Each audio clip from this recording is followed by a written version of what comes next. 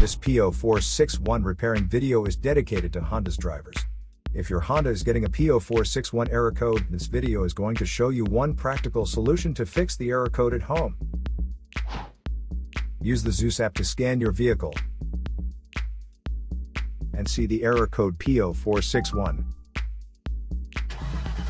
This code is set when the PCM detects a signal from the fuel level sender unit that indicates a fuel level that exceeds the fuel tank's capacity. Here is one of the most practical solutions to fix Honda's P0461 error code. Method A, the fuel level sensor. The fuel level sensor is usually located in the fuel tank or attached to the fuel pump carrier bracket. First, carefully remove the fuel level sensor from your vehicle. Visually check the fuel level sensor's float, sliding contact, wires, and electrical connections for any damages. Use a multimeter to proceed a resistance test on the fuel level sensor.